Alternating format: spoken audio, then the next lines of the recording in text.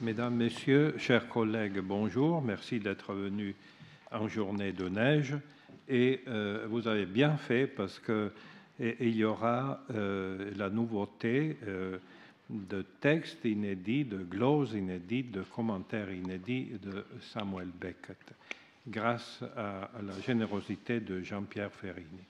Nous avons, le cours dernier, vu comment la réception d'un texte peut être faite sur place, pour ainsi dire, en écoutant un cours de Bergson et en voyant comment T.S. Eliot prend ses notes en les comparant avec d'autres auditeurs qui, au même cours, font leur résumé spécifique, personnel, avec des personnalités comme Charles Dubos.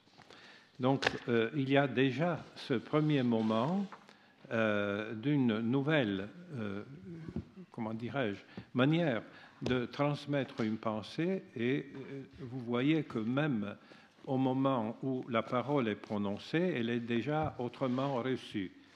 Nous avons eu des exemples très éloquents et surtout comment ce cours de Bergson a été utile à la suite pour préparer le travail poétique de T.S. Eliot, notamment dans les Four Quarters. Aujourd'hui, nous abordons une manière différente, je dirais encore plus proche au texte, cette fois texte écrit, de recevoir la leçon d'un auteur. Il s'agit de comment un écrivain, mais un lecteur commun, lit et remplit l'espace blanc des marges d'un livre en ajoutant ses gloses, c'est-à-dire ses notes personnelles. C'est déjà sur la page même une manière de préparer la continuité, de transmettre ce texte en l'assimilant et aussi en prenant la petite distance que la lecture crée, la notation personnelle, quelquefois la glose interlinéaire ou alors la glose aux marges. Je crois que par là, nous avons un répertoire, je ne dirais pas entièrement complet, mais largement indicatif des différentes manières de recevoir un texte. Et Jean-Pierre Ferrini est bien placé pour nous parler aujourd'hui de Beckett, puisque sa carrière, qui est en même temps de critique littéraire, de créateur, d'écrivain et de traducteur, commence précisément par le livre qu'il publia en 2003, Dante et Beckett. Dante et Beckett, livre qui fut préfacé par Jacqueline Risset, que nous avons eu plusieurs fois ici, que nous regrettons de ne plus pouvoir, hélas, saluer et accueillir. Et donc, c'est une longue fidélité que Jean-Pierre Ferrini témoigne à Samuel Beckett. Et puis, sa carrière a continué aussi bien dans les textes de création, le grand poème de l'Iran, plus récemment, Un voyage en Italie, Bonjour Monsieur Courbet, Le pays de Pavès, mais aussi avec précisément des contributions sur ce que nous pensons être la lecture, l'expérience singulière de la lecture. Mais il y a aussi des textes qui vont dans la direction d'une manière de recréer, de retrouver une présence, par exemple le paysage de l'âme, Jean-Jacques Rousseau dans la nature, avec des photographies de Daniel Schall, ou alors une autre manière de nous restituer Dante, un humanisme sauvage, Vita Nova de Dante, dans la nouvelle traduction de Mehdi Belhaï Kassem, publiée en 2007. et puis aussi son activité de traducteur, d'abord autour de l'œuvre de Michelangelo Antonioni, mais aussi des poèmes de Giorgio Caproni, un auteur apparemment facile, mais extrêmement difficile au point de vue de la mémoire des classiques. Il est capable de concentrer dans son œuvre, dans ses vers, et tout particulièrement un livre qui m'est très cher à propos de la tradition des classiques, Le Passage d'Énée. Si j'ai bien compris, tu n'as pas encore entièrement publié cette traduction. La traduction est faite. Elle a, des larges extraits ont été publiés par Martin. Alors, il faut absolument dans la revue de Poésie. Voilà. Mais bon, il faut Caproni en France est un auteur. À chaque fois qu'on publie un livre de Caproni, les éditeurs sont toujours un peu... Pas trop présents, disons comme ça. Mais comme vous le voyez, donc, il y a cet aller-retour constamment de la France à l'Italie, de l'Italie à la France, mais aussi avec des percées dans le monde oriental et tout dernièrement, comme je l'ai dit, le grand poème de l'Iran, publié en 2016. Ce matin, Jean-Pierre Ferry revient à son Beckett, qui deviendra nôtre après sa lecture. Voilà. Donc, je suis heureux et reconnaissant de lui donner la parole. Merci beaucoup. Merci beaucoup, Carlo, pour cette présentation. Donc, en effet, Beckett, de nouveau, pour moi, en tout cas pour nous, ce matin. Merci d'être venu, je me suis dit ce matin en me réveillant, enfin en tout cas Beckett m'aurait peut-être dit t'inquiète pas, il n'y aura personne.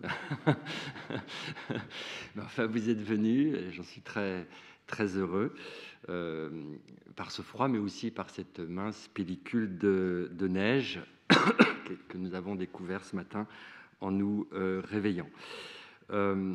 Donc, effectivement, donc je vais pas tout de suite en venir à ces annotations, ces quelques annotations de Beckett dans l'exemplaire de son Canzoniere. Je voudrais avant essayer de reprendre, d'embrasser de manière plus large l'œuvre de Beckett pour interroger justement donc son héritage.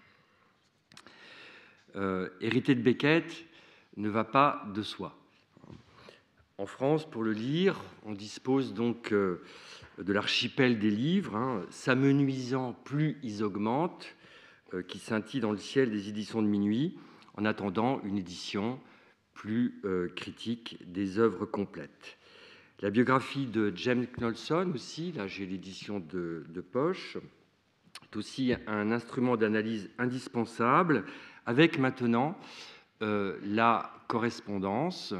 Et j'en userai exagérément. Là, j'ai le tome 3, donc, que les éditions Gallimard ont entrepris donc, de traduire. Il y a donc l'édition anglaise est achevée. Ça, c'est le dernier volume. Et le 4e volume de la traduction française va paraître fin avril. Donc, c'est vraiment maintenant quelque chose d'imminent. On aura à notre disposition donc...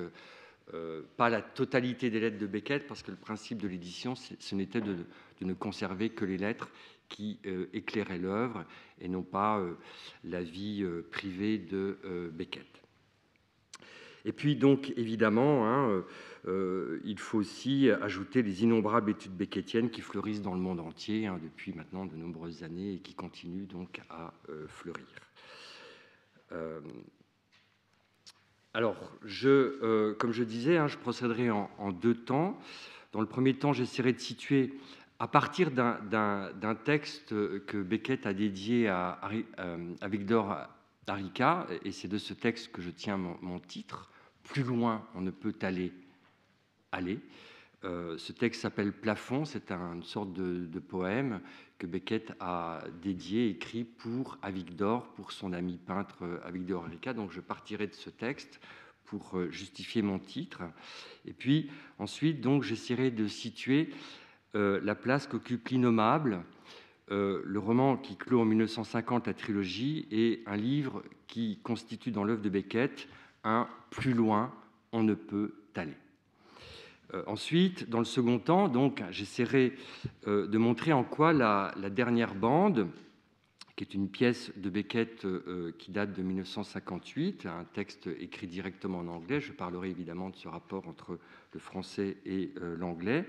Et j'essaierai en quoi de montrer donc cette pièce, la dernière bande, constitue à l'inverse une sorte de allée, à la lumière de deux occurrences. Donc je commencerai par évoquer le roman de Théodore Fontane, Éphibriste, et ensuite j'en viendrai au Canzoniere de Pétrarque, parce que vous verrez, j'essaierai d'articuler un lien entre ces deux livres à partir de la dernière bande, et puis aussi une première pièce radiophonique de Beckett. Je pensais que je l'avais amené, je ne l'ai pas amené ici, Tous ceux qui tombent. Mais je ferai une allusion assez brève à Tous ceux qui tombent. Voilà en gros comment je vais procéder. J'espère que j'arriverai donc à tenir ma trajectoire. Bon, c'est un exercice pas évident, hein. Je vais donc commencer. Quelque chose semble annoncer justement davantage une fin qu'un commencement. Pourtant, dans cette fin résonne une voix, un théâtre de la parole ou de la mémoire qui répond à nos interrogations les plus sourdes. L'étrange nouveauté que nous percevons échouerait sur les rives de notre contemporain et, en ruinant paradoxalement la modernité, permettrait de reconstruire une autre antiquité.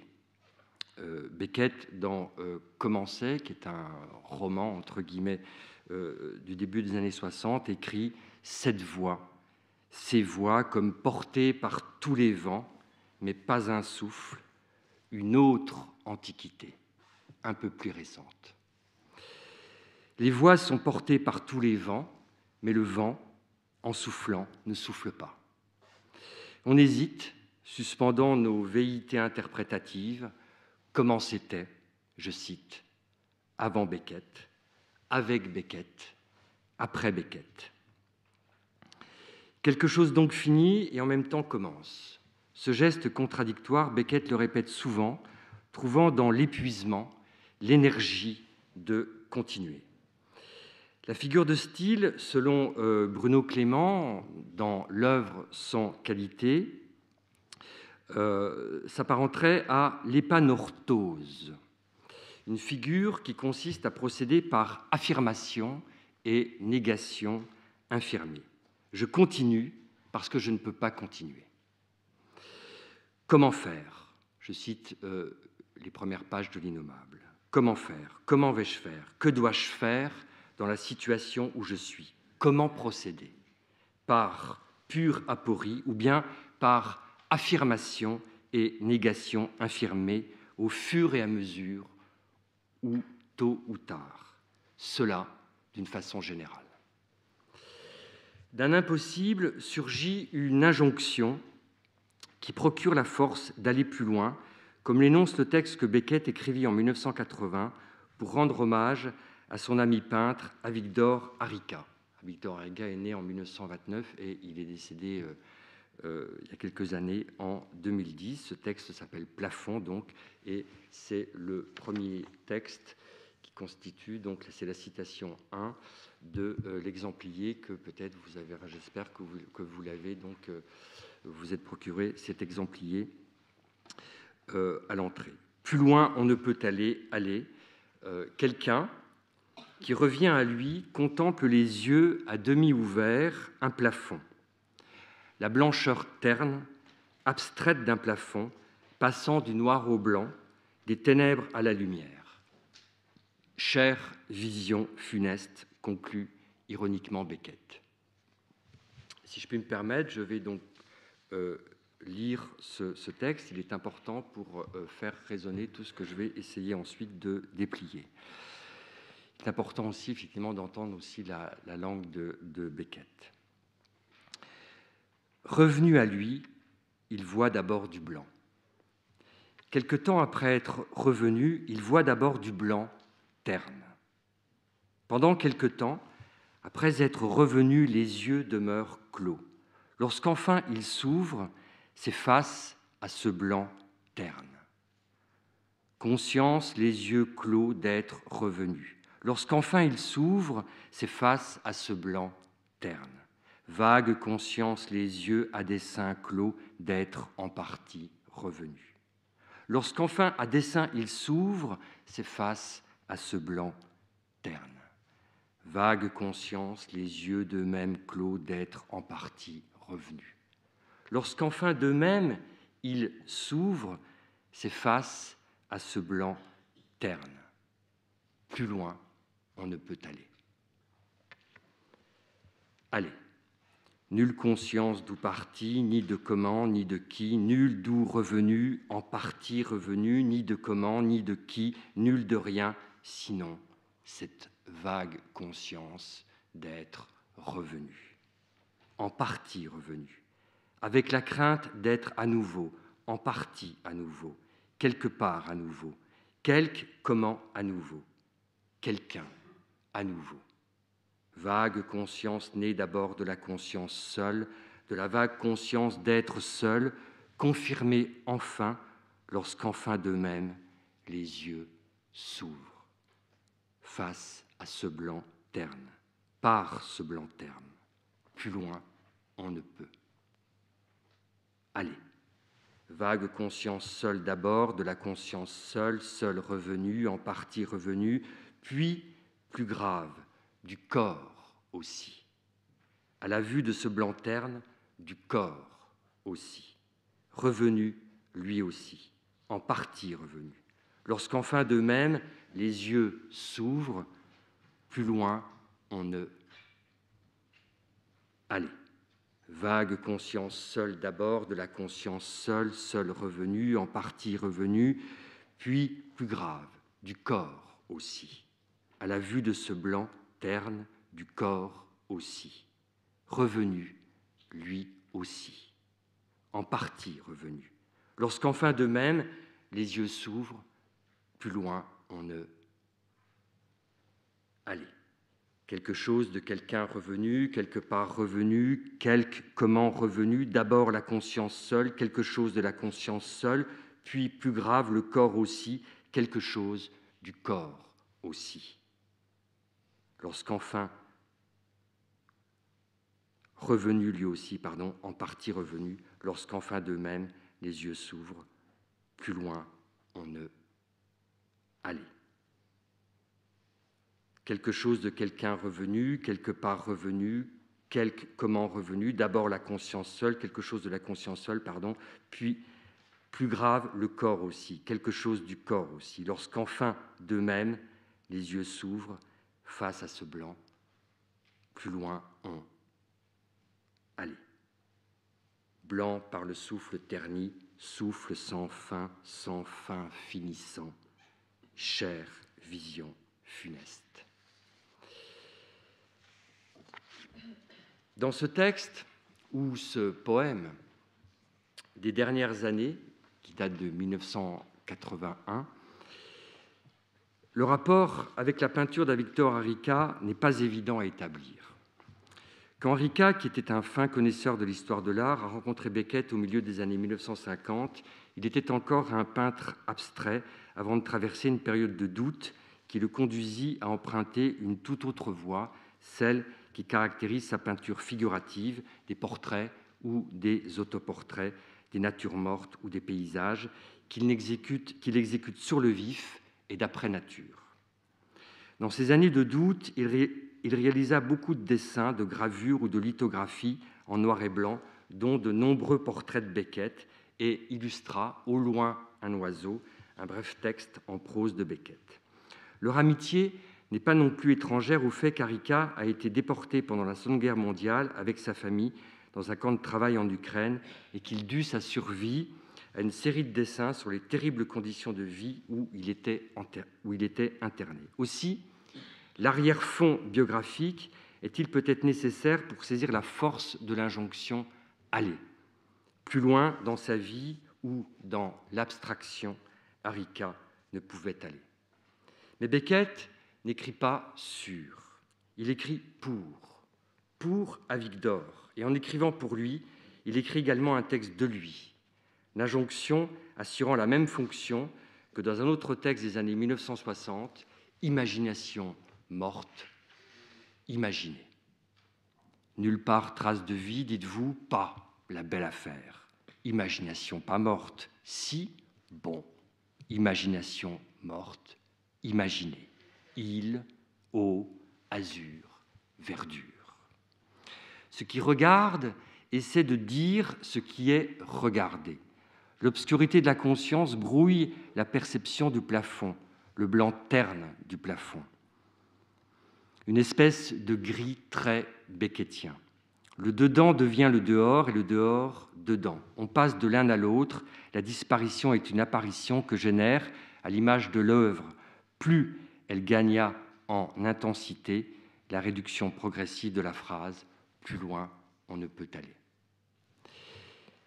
Beckett, de plus en plus, a pris conscience de l'inanité du langage et par là même de la représentation de la réalité. Il s'agit d'une tentative de dépassement, aller plus loin qu'on ne peut aller, afin de réussir malgré tout à dire, à mal dire, ce qui ne peut être que mal vu. Un cap au pire, une mise à nu du langage expliquant en partie l'originalité de l'œuvre de Beckett, son invention formelle qui, aujourd'hui, interpelle les plasticiens, les musiciens, les chorégraphes, ou tous ceux pour qui l'amour des mots importe encore. Passé, passé, il y a une place dans mon cœur pour tout ce qui est passé. Non, pour l'être passé. J'ai l'amour du mot. Les mots ont été mes seuls amours, quelques-uns. On trouve ce passage d'un ouvrage abandonné qui date de 1957. À l'inverse de Joyce, plutôt que l'addition, Beckett a choisi la soustraction pour désencombrer le langage, retourner à son noyau ontologique, à l'être du passé, ces images primordiales qui hantent, éclairent dans la pénombre son univers. Et peint ce qui empêche de peindre, écrivait-il à propos de la peinture des frères Van Velde, une formule aisément convertible en « est écrit ce qui empêche d'écrire », comme nous le lisons dans L'Innommable, un livre qui occupe une place centrale, qui marque dans l'œuvre un avant et un après. Les trois questions par lesquelles débute ce livre ébranlent les notions d'espace, de temps et de personne. Où maintenant ? Quand maintenant ? Qui maintenant ? Nous n'entendons plus qu'une voix, ma voix, la voix, corrige Beckett, une voix qui parle prise entre l'impossibilité de continuer et de ne pas continuer, entre deux, au milieu, vibrant comme un tympan. C'est peut-être ça que je sens, qu'il y a un dedans et un dehors, et moi au milieu. C'est peut-être ça que je suis, la chose qui divise le monde en deux, d'une part le dehors, de l'autre le dedans. Ça peut être mince comme une lame, je ne suis ni d'un côté ni de l'autre, je suis au milieu, je suis la cloison. J'ai deux faces et pas d'épaisseur. C'est peut-être ça que je sens. Je me sens qui vibre, je suis le tympan. D'un côté, c'est le crâne et de l'autre, le monde. Je ne suis ni de l'un ni de l'autre. L'Innommable est un damné de la parole qui échoue à dire qui il est et, en échouant à le dire, qui réussit à briser les chaînes de la malédiction du langage. Le babil terrifié des damnés au silence. Les noms s'effacent dans ce livre, c'est Murphy, Watt, Mercier et Camier, Molloy ou autres Malone qui peuplaient les livres antérieurs. L'Innommable n'en finit pas de venir à lui-même, de glisser vers le silence, de s'écouter se taire.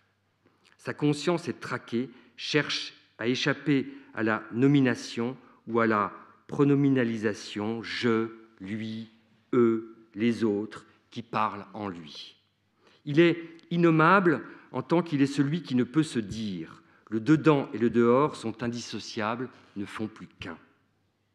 Peut-être ne sommes-nous pas en présence d'un livre, soulignait Maurice Blanchot, celui, d'après Beckett, qui a le mieux rendu compte de l'innommable à sa parution en 1953. Je cite une lettre donc de la correspondance où Beckett, effectivement, reconnaît cette dette à l'égard de Maurice Blanchot dans sa lecture de l'innommable. Peut-être s'agit-il, plus que d'un livre, écrit Blanchot, de l'approche pure du mouvement d'où viennent tous les livres. La lettre qu'on cite le plus pour justifier cette critique du langage à l'œuvre d'Ewatt est une lettre en allemand à Axel Kohn qui date de 1937.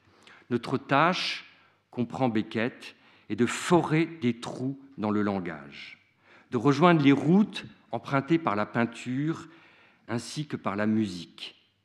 À cette époque, Beckett venait d'effectuer pendant l'hiver 1936 un voyage en Allemagne, une sorte de voyage d'hiver de Wiederreise schubertien, écumant les musées, les collections expressionnistes que le nazisme n'avait pas interdites et consignant dans un journal son désœuvrement. Je cite juste un passage de ce journal que James Knudson a très largement présenté dans sa biographie. C'est à ce moment-là d'ailleurs qu'on a découvert l'existence de ce journal. Et il est évidemment question prochainement d'une édition anglaise de ce journal qui sera, espérons-le, traduit en français. Je suis seul au dernier degré, pas un groupe de gens de mon espèce. Et je le suis sans but, avec une indolence et une mollesse pathologique, sans opinion, consterné. Le peu de peine que je me donne, ce journal, absurde, avec ses listes de tableaux, ne sert aucun objectif. Changer cette déréliction que je ressens profondément en littérature, ajoute-t-il, spe unica, unique espoir. Ensuite, à la fin de l'année 1937, il déménage à Paris, puis la guerre et la résistance l'obligent à fuir en zone libre à Rossillon, où il écrit Watt. De retour après 1945 et un séjour de 6 mois à Saint-Lô dans la Croix-Rouge irlandaise, une expérience importante pour Beckett, le fait d'écrire en français le libère Beckett. Le voile de l'anglais qu'il désirait déchirer dans la lettre à Axel Kohn pour parvenir à ces choses ou ce rien qui se cache derrière. Un masque tombe, l'humanité est en ruine et il convient de repenser sa condition. Dans un entretien avec Tom Driver, Beckett aurait déclaré que l'artiste doit dorénavant trouver une forme qui accommode le gâchis, ce mess.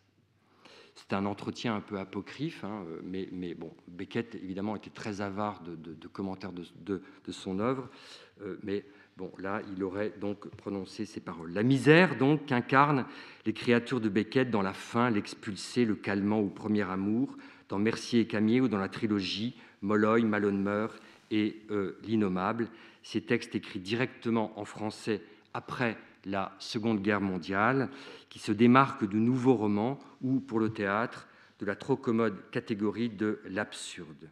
Il suffit de suivre la progressive déconstruction narrative de la trilogie ou ce que Beckett appelait le 3 en 1 pour s'en convaincre. Dans Molloy est encore un personnage de roman qui essaie de se remémorer comment il s'est retrouvé dans la chambre de sa mère. Il a oublié ce qui le relie encore au passé, comme il ne se souvient plus de son nom qui lui revient brusquement à la mémoire. C'est du présent mythologique, dit-il. Son histoire se défait, se décompose, retourne à sa préhistoire. Le nostos est plus humoristique qu'homérique. On rit des déambulations de Molloy, pédalant avec peine sur sa bicyclette, claudiquant sur 2 béquilles ou rampant dans les décombres de sa propre disparition. Certains passages sont des morceaux d'anthologie.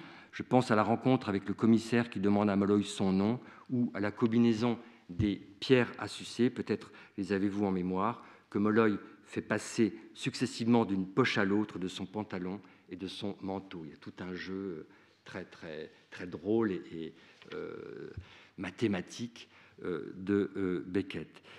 Dans Malone meurt, donc le second livre de la trilogie, du 3 en 1, Molloy n'est plus exactement un personnage de roman. Il est l'auteur des histoires qu'il est empêché de raconter, auquel il ne croit pas et qu'il ponctue par des « quel ennui, quelle misère ». Il est un présent entrecoupé d'histoire. « Je serai quand même bientôt tout à fait mort, enfin », dit-il pour commencer, avec un effet comique de chute brutale entre le futur et l'adverbe « enfin ». Il réussit tout de même à raconter, vers le milieu du livre, l'histoire de Macman, qui vit avec d'autres pensionnaires dans un asile, l'asile Saint-Jean-de-Dieu, le rêve de Malone étant de devenir l'histoire qu'il raconte, de se glisser dans la peau de son personnage, de n'être plus que Macman. L'héritage de Beckett, cependant, ne peut se réduire à cette radicalisation de l'espace littéraire à laquelle mène l'innommable. Quand Beckett achève Malone meurt au printemps 1948, il interrompt la rédaction de la trilogie et, dans ce creux du désespoir, il écrit Godot, qu'il n'attendait pas, auquel il ne devait pas s'attendre, d'octobre 1948 à janvier 1949. 4 mois d'écriture inattendue qui lui procureront une notoriété qu'il interprétera comme un malentendu. Le succès ou l'échec, aux yeux du public, n'ont jamais eu beaucoup d'importance pour moi. En fait, je me sens beaucoup plus à l'aise avec le second, ayant respiré profondément son air vivifiant pendant toute ma vie d'écrivain, jusqu'à ces 2 dernières années. Et je ne peux pas m'empêcher de penser que le succès de Godot a été, pour une bonne part, le résultat d'un malentendu ou de divers malentendus. Il s'agit d'une lettre à Alan Schneider, un metteur en scène anglo-saxon avec qui Beckett a beaucoup collaboré et qui date de 1956. Donc Beckett, à ce moment-là, a 50 ans. Le succès de Godot, lui, remonte à 1953. Beckett avait 47 ans et il considère que tout ça arrive un peu tard. Beckett disait encore qu'il ne voyait dans Godot qu'une farce. La lettre à Michel Pollack, qu'on trouve dans la correspondance du 23 janvier 1952, est catégorique. « Je ne sais pas, répète-t-il, je ne sais pas dans quel esprit j'ai écrit cette pièce, qui sont les personnages Godot.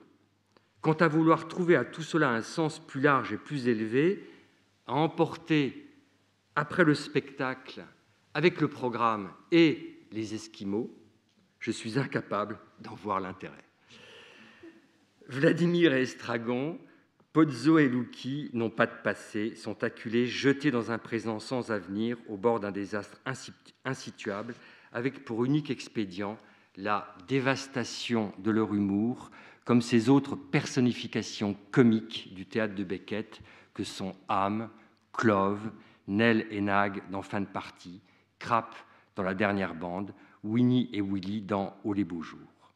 Mais si Godot est l'arbre qui cache la forêt, la part la plus visible de l'œuvre, Beckett aurait trouvé dans le théâtre le moyen de continuer, d'aller plus loin qu'il ne pouvait aller avec l'innommable.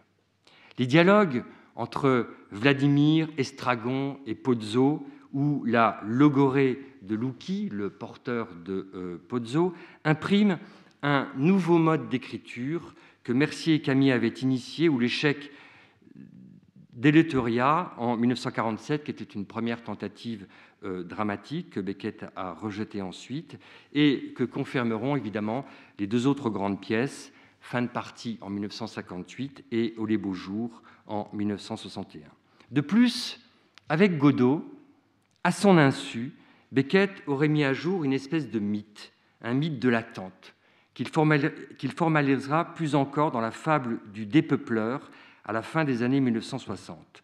Tous, nous serions en train d'attendre quelque chose. Tous, nous serions en train d'attendre quelque chose qui ne vient pas, ou si quelque chose vient, qui implique une forme d'illusion, de déception. Tous, nous serions en train de regarder Pozzo manger son morceau de poulet, subir les injures qu'il assène à son porteur Lucky.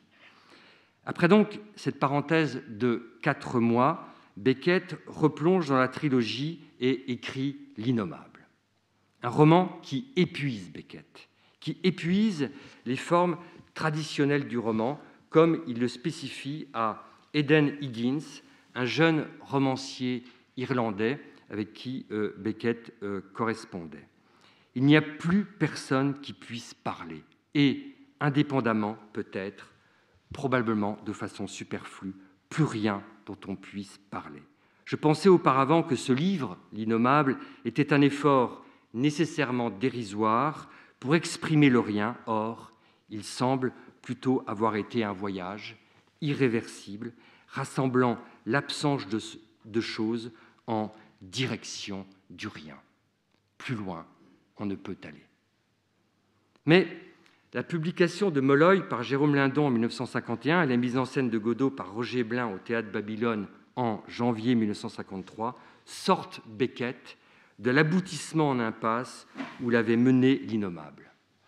Ensuite, la lente élaboration de fin de partie, à la différence de Godot, que Beckett a écrit très vite, donc il écrit fin de partie de 1954 à 1956, inaugure une autre époque de l'écriture dans l'œuvre.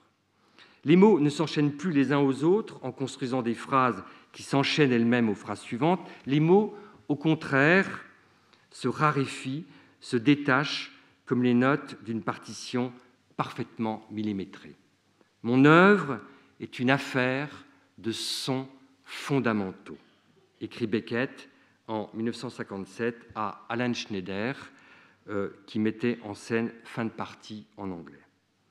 La seule responsabilité qu'il assume, mon œuvre est une affaire de sons fondamentaux. Récusant, comme à son habitude, les lectures symboliques, l'attente d'un Dieu qui ne vient pas, ou ce qui resterait du monde dans fin de partie après une catastrophe nucléaire ou écologique. La démarcation est nette. L'œuvre a changé de registre avec la création de formes nouvelles dont témoignent les pièces de théâtre, celles pour la radio, pour la musique et pour la télévision, ou l'unique réalisation cinématographique, film, qui date de 1963. Les textes pour rien, à la suite de L'Innommable, appartiennent déjà à la série des textes minimalistes, Tête morte, Le dépeupleur et Pour finir encore. Même dans Commençait, le roman que j'ai évoqué au tout début, le dernier roman, on se demande s'il s'agit encore d'un roman, la fragmentation et l'absence de ponctuation contraignent autrement que dans L'Innommable l'obligation d'exprimer. Et quand Beckett reviendra plus tard, dans les années 1980, à une prose plus narrative, avec Compagnie, Mal vu, mal dit, ou Cap au pire, et encore l'émouvante et funèbre pérégrination de Soubresaut, là encore, on hésite à qualifier cette prose de romanesque. Poème serait plus approprié. Les 4 volumes de la correspondance dessinent, plus franchement que la biographie, un itinéraire. Il y a la première phase des œuvres de jeunesse à Murphy et Watt, 1929-1945. C'est ainsi que sont divisés les 4 volumes de la correspondance. La seconde phase est celle de la période des nouvelles et des romans français et l'émergence du théâtre, avec Godot et fin de partie, 1945-1956. Dans la troisième phase, Beckett revient à l'anglais, j'y reviendrai aussi, diversifie et formalise son approche de tout ce qui tombe à film, 1956, donc, qui est le 3e volume, 1965. Enfin, dans la 4e et dernière phase, après l'attribution du prix Nobel de littérature en 1969, d'autres livres arrivent par surcroît, accentuant les recherches formelles de la phase précédente, donc 1965-1989, date de la mort de Beckett. À chaque fois, Beckett donne l'impression qu'il ne pourra aller plus loin. Les années de jeunesse et celles après la Seconde Guerre mondiale sont particulièrement difficiles. Évidemment, je ne vais pas ici m'attarder sur ces années, mais qui sont importantes. Quand Beckett, à travers Joyce, comme Murphy, ligoté dans sa berceuse, cherchait à se défaire des attaches le reliant à l'Irlande ou à sa mère, qui meurt en 1950, en même temps qu'il achève L'Innommable. Une coïncidence biographique. Bon, non négligeable, mais évidemment que Beckett dénigrait. Mais ces années sont décisives. Donc, ces années de jeunesse et les années qui remontent à 1945. Elles préparent l'œuvre, sont l'humus qui la fécondera. Beckett, finalement, reviendra toujours à ces années, écrira toujours à partir de ces années, ce qui explique aussi la lettre que j'ai citée tout à l'heure concernant le malentendu de Godot. Il faut sans cesse revenir à elle et à celles qui suivent l'immédiate après-guerre. Ce dont j'ai besoin, c'est revenir à l'état d'esprit de 1945, où c'était écrire ou périr, confiait Beckett à Barnett Rosset, son éditeur américain, en 1958. Vous voyez que la correspondance, dont j'use exagérément, mais c'est maintenant un outil de travail important pour lire et relire Beckett. Puis, donc, la célébrité d'En attendant Godot dérange la solitude dans laquelle Beckett s'était installé. C'est 1953. Il doit faire face à de nombreuses sollicitations, se traduire lui-même, soit en anglais, soit en français, ou collaborer à la mise en scène de ses pièces avec une attention de plus en plus croissante. La petite maison qu'il se fait bâtir sur les hauteurs d'Ussy-sur-Marne, à une 50aine de kilomètres de Paris, va devenir son refuge. Il faudrait évidemment s'attarder aussi sur cette maison que Beckett s'est fait construire au début des années 1950. Je cite juste une lettre qu'il adresse à Nancy Cunard en 1959. « Pas moyen de savoir où vivre de nos jours, ni pourquoi. Ici, c'est ce que j'ai de mieux. Pas un bruit et l'Île-de-France à mes pieds, tirant sa révérence. Je ne trouve pas mortelle la solitude. Au contraire, des trous s'ouvrent dans le papier et m'emmènent à des lieux du monde. » La retraite est quasi horacienne, on a envie de dire, ou pétrarchienne, puisqu'on va y venir. Fini, c'est fini, ça va finir, ça va peut-être finir. Ainsi commence fin de partie par la fin. Les grains s'ajoutent aux grains, un à un, et un jour, soudain, c'est un tas, un petit tas, l'impossible tas. Les syllabes s'ajoutent aux syllabes, les répliques de Clove à celles de Ham et celles de Nell à celles de Nag. Selon Adorno, dans sa lecture de fin de partie, les conditions pour qu'il y ait du sens ne sont plus possibles. La seule chose que puisse dire Beckett est qu'il n'y a plus de sens et qu'on se trompe en cherchant. Âme. Je cite un extrait de fin de partie. Âme.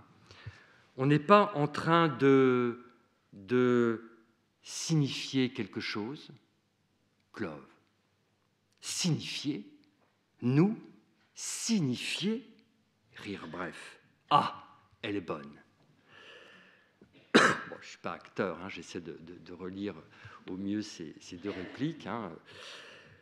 Le spectateur rit de ce malheur.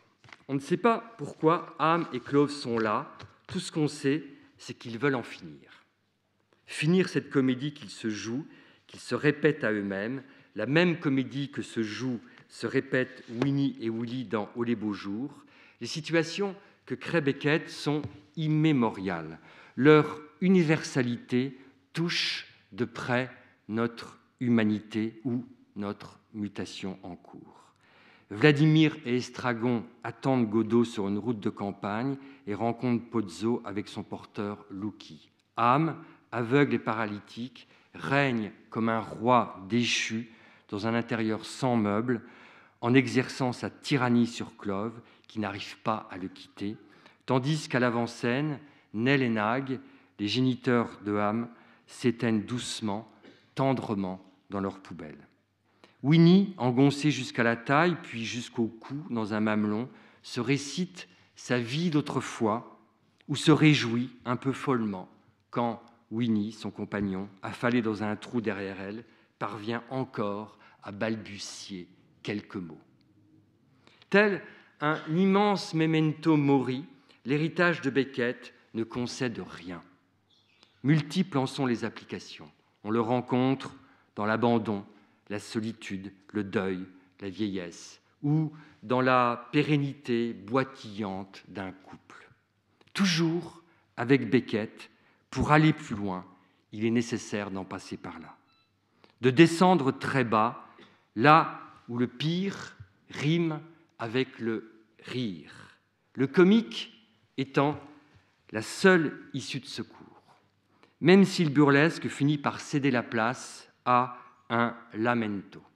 Chacun s'en débrouille comme il peut. Plusieurs éléments sont à prendre en compte. Il y a d'abord le bilinguisme, un anglais dans le français et un français dans l'anglais, le passage de l'anglais au français ou l'alternance de l'un et de l'autre. Peu d'écrivains disposent d'un pareil outil linguistique. Il y a ensuite le passage du roman au théâtre. Ces deux genres que Beckett pratiquait également en alternance et qu'il travaillait dans le laboratoire du poème en transgressant de plus en plus les règles de la représentation. De plus, avec la traduction, la mise en scène ou la relation avec les acteurs sont devenus des facteurs inhérents à l'écriture même de l'œuvre. D'un côté, une exploitation des ressources radiophoniques, cinématographiques ou télévisuelles, de l'autre, l'agencement de textes minimalistes ou la création d'une zone quasi mythique, comme dans le Dépeupleur. Une thématique devient récurrente après Au les beaux jours, celle de voix, d'images émergeant d'un passé indéfinissable.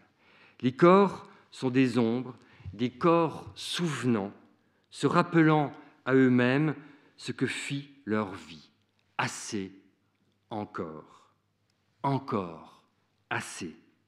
La pulsation fondamentale qui rythme les derniers livres de Beckett par le moyen de structures répétitives, toujours plus restreintes, afin d'explorer toute la gamme sonore que les mots recèlent.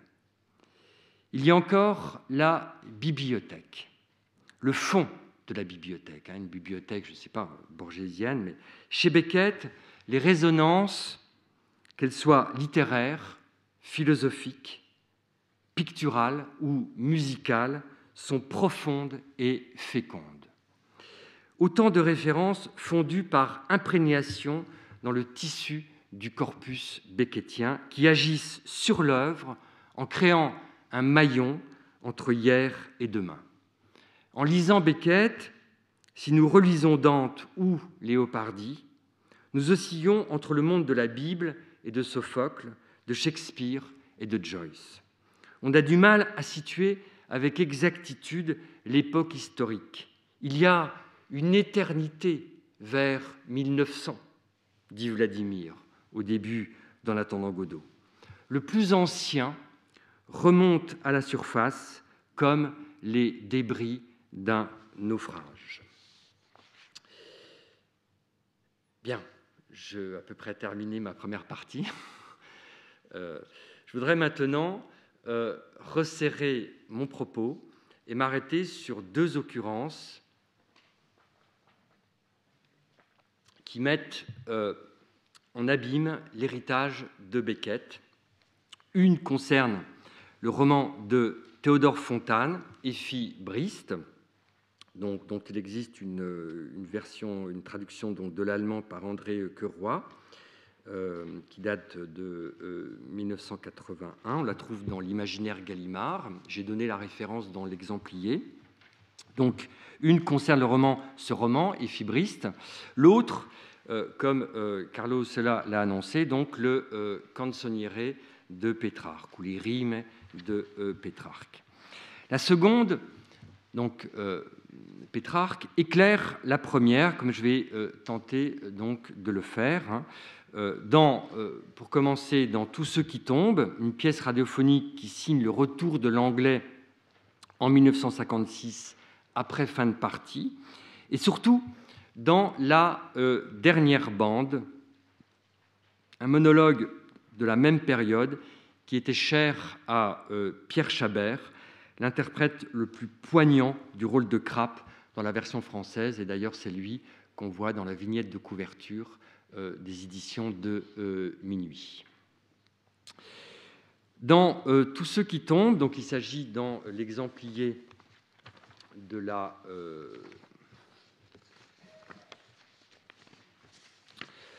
citation donc 2, et ensuite on a la citation 5 qui est celle donc du roman de Fontane. Hein. Dans Tous ceux qui tombent, une vieille femme, Madame René, m'a dit, vient chercher à la gare son mari, Monsieur René, Dan, qui est aveugle et qui a peut-être poussé un enfant par la fenêtre du train pour vérifier si le Créateur retient tous ceux qui tombent, en référence au psaume 145. Le Seigneur est l'appui de tous ceux qui tombent, il redresse tous ceux qui fléchissent. L'ironie qui vise le puritanisme ou le protestantisme irlandais, Beckett a eu affaire de nombreuses fois dans sa vie à la censure, hein, est mordante. En ouverture, le thème lancinant du quatuor de Schubert, La jeune fille et la mort, accompagne les gémissements de Maddy et de Dan, qui marchent à reculons comme deux damnés de Dante, en se plaignant des aléas de la météo et en évoquant le roman de Fontane qu'ils sont en train de lire. Il existe une adaptation cinématographique, d'ailleurs que Beckett a acceptée de façon assez étrange, de Michel Mitrani, qui date de 1963, que j'ai eu l'occasion de voir au moment des célébrations du centenaire de la naissance en 2006. On la voit assez peu, mais je crois qu'on trouve cette adaptation pour la télévision, avec Alice Sapritch dans le rôle de Madame René et Guy Tréjean dans le rôle de Monsieur René. Il faut reconnaître que c'est, je ne sais pas si certains d'entre vous l'ont vu, que c'est particulièrement réussi. Monsieur René, donc, qui est aveugle, je cite, il est aveugle. À quoi ressemble le ciel ? Le vent souffle. C'est une pièce radiophonique, hein, donc Beckett, évidemment, explore beaucoup justement les ressources sonores de la radio. Madame René a un ciel qui se voile. Fini le beau temps pour aujourd'hui. Ce sera bientôt la pluie, les premières grosses gouttes, plof, plof, dans la poussière. Monsieur René et ce salopard de baromètre au beau fixe. Rentrons vite nous installer devant le feu. Nous tirerons les rideaux. Tu me liras un chapitre. Je sens qu'Effie va coucher avec le major. Effie Briest, à 17 ans, dut épouser le baron Gert von Innstetten, responsable d'un district perdu dans le nord lointain, un mariage qui n'aurait eu pour but que de réparer la passion amoureuse, elle réelle, qu'Innstetten avait éprouvée pour la mère d'Effie. Dans cette contrée reculée et austère, rien ne semble la distraire, pas même la naissance de sa fille, et Effie succombe à la cour habile d'un commandant, le major von Krampas, le moment que M. René attend avec impatience. Mais Innstetten ne découvre que quelques années plus tard à Berlin, où ils ont déménagé, les lettres d'amour qu'Effie, que sa femme a envoyées à Krampas. Innstetten provoque alors Krampas en duel, il le tue, puis rejette Effie, qui meurt ensuite lentement de chagrin. Ce n'est qu'à la fin du roman qu'Innstetten réalise que sa vie sans Effie a perdu son sens. La critique de la société prussienne rejoint celle de la société irlandaise. Innstetten n'arrive pas à oublier la mort de Krampas et ses valeurs qui l'ont conduit à condamner l'infidélité d'Effie se disloquent. L'ordre du monde qu'il a construit s'écroule, s'effondre. Il veut tout abandonner, partir loin. J'ai désappris la joie, dit-il. Plus je reçois de distinctions, plus j'en perçois l'inutilité. Ma vie est gâchée et mes réflexions m'ont convaincu que je devrais ne plus me soucier de toutes ces vanités. Donc je ne vais pas, c'est à la fin du roman qu'on trouve donc ces réflexions. J'ai mis quelques citations, ces réflexions de d'Innstetten après, donc quand il découvre finalement qu'il s'est trompé à l'égard de Effie. Dans la dernière bande, Krapp, l'unique protagoniste de cette pièce, relie lui aussi Effie Briest, mais plus sensible que Madame et Monsieur Ronet à la vie gâchée d'Innstetten.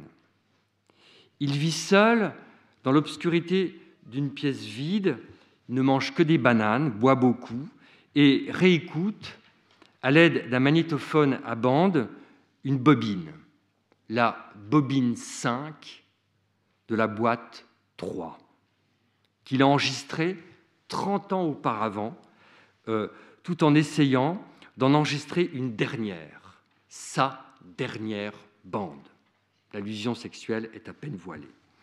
On imagine qu'il est un écrivain, qu'il a été un écrivain, puisqu'il comptabilise les quelques exemplaires vendus de l'opus qu'il a publié. Donc là, c'est la citation 4. 17 exemplaires de vendus, dont 11 au prix de gros à des bibliothèques municipales d'au-delà des mers. En passe d'être quelqu'un. 1 livre, 6 shillings et quelques pence. 8 probablement. Me suis traîné dehors une dernière fois, une fois ou deux avant que l'été se glace, resté assis à grelotter dans le parc, noyé dans les rêves et brûlant d'en finir. Personne, dernière chimère, a refoulé. Me suis crevé les yeux à lire Effie, encore, 1 page par jour, avec des larmes encore. Effie aurait pu être heureux avec elle, là-haut, sur la Baltique, et les pins et les dunes. Non? Et elle? Pas.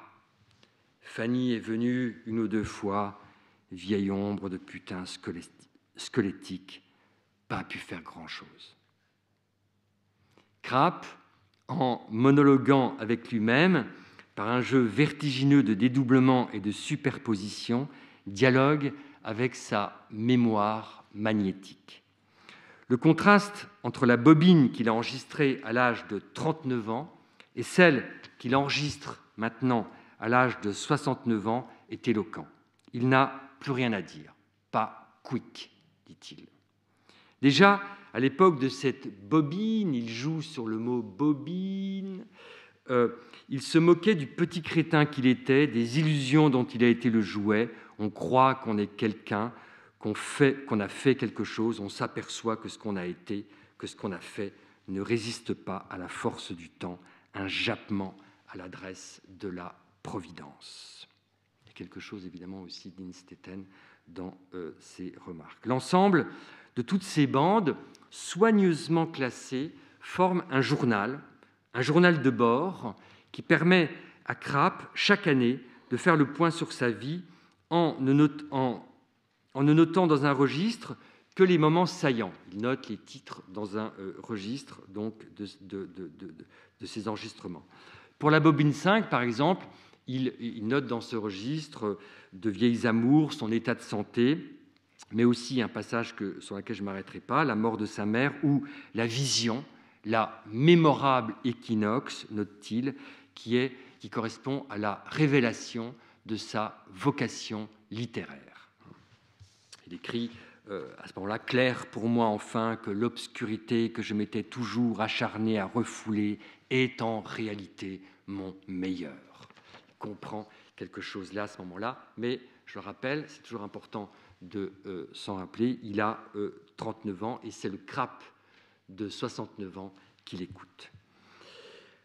Mais de tous ces moments que Krapp réécoute de la bobine de la bobine 5, c'est le souvenir lointain d'une promenade en barque avec une jeune femme que Krapp n'arrive pas à oublier, qui constitue le thème principal ou final de la dernière bande.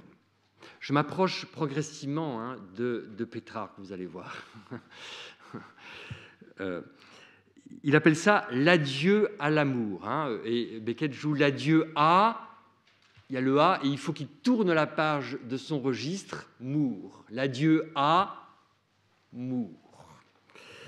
Krapp joue avec le magnétophone, il le branche, le débranche, s'acharne, interrompt ou reprend des passages de la bobine 5. Puis, à la fin de la pièce, alors qu'il est en train d'enregistrer sa dernière bande, il ressent le besoin de revenir sur le passage de la promenade en barque qu'il n'avait pas écouté jusqu'au bout. Il l'a écouté une première fois, il l'a interrompu, et puis tout à la fin de la pièce, alors qu'il est en train d'essayer d'enregistrer sa dernière bande où il n'a plus grand-chose à dire, il se souvient de choses très lointaines, il se met à chantonner, et soudain il s'arrête, il remet son magnétophone, il y a tout un jeu, et puis il réécoute ce moment de la promenade en barque, le moment que je me permets de vous lire maintenant, qui est donc la citation 3. Je vais lire juste à partir du moment où Krapp reprend son enregistrement. « Creuseuil à Macro, m'a-t-elle répondu. J'ai dit encore que ça me semblait sans espoir et pas la peine de continuer. Elle a fait oui sans ouvrir les yeux. Je lui ai demandé de me regarder et après quelques instants, elle l'a fait, mais les yeux comme des fentes à cause du soleil. Je me suis penché sur elle pour qu'ils soient dans l'ombre et ils se sont ouverts, m'ont laissé entrer. Nous dérivions parmi les roseaux et la barque s'est coincée.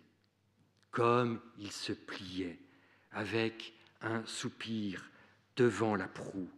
Je me suis coulé sur elle, mon visage dans ses seins et ma main sur elle. Nous restions là, couchés, sans remuer, mais sous nous, tout remuait et nous remuait doucement, de haut en bas et d'un côté à l'autre. Les lèvres de Krapp remuent sans bruit. Le Krapp de 69 ans, le vieux Krapp, qui écoute l'autre Krapp. Passé minuit, jamais entendu pareil silence. La terre pourrait être inhabitée. Ici, je termine cette bande, et c'est à ce moment-là que Krapp avait interrompu une première fois l'enregistrement. Et il revient peut-être pour écouter la fin. Boîte 3, bobine 5. Peut-être que mes meilleures années sont passées. Quand il y avait encore une chance de bonheur. Mais je n'en voudrais plus. Plus maintenant que j'ai ce feu en moi. Non, je n'en voudrais plus. Krapp demeure immobile, regardant dans le vide devant lui. La bande continue à se dérouler en silence. Ce Krapp, donc, qui avait le feu en lui, qui n'en voudrait plus, c'est le Krapp de 39 ans, pas le Krapp qui écoute. Krapp, avec pour seule compagnie son magnétophone, est au bout de son voyage de sa nuit, de son voyage d'hiver. Le feu qu'il avait en lui s'est éteint. À 39 ans, il pensait que ce feu, celui de sa vocation littéraire qu'il s'acharnait à refouler, était son meilleur. À 69 ans, il en serait moins convaincu et se demanderait si ce n'est pas finalement ses meilleures années avec la jeune fille de la promenade en barque qu'il a refoulée, comme Innstetten dans le roman de Fontane. La comparaison entre Krapp et Beckett n'est pas de nature biographique. Beckett n'est pas Krapp, bien que des similitudes existent. Je fais référence à un très bel article de Thomas Unkeler qui a montré, mais James Colson aussi l'avait fait, cette jeune fille, que la jeune fille de la promenade en barque pourrait être Etna McCarthy, un amour de jeunesse sur lequel je reviendrai tout à l'heure, ou Peggy Sinclair, une cousine allemande de Beckett, qu'il a profondément aimée et qui est morte d'un cancer quasi en même temps que le père de Beckett, le 3 mai 1933. Et donc cette jeune cousine allemande explique tout le rapport de Beckett aussi à l'Allemagne, à la langue allemande, qui pour lui véhiculait beaucoup d'affect.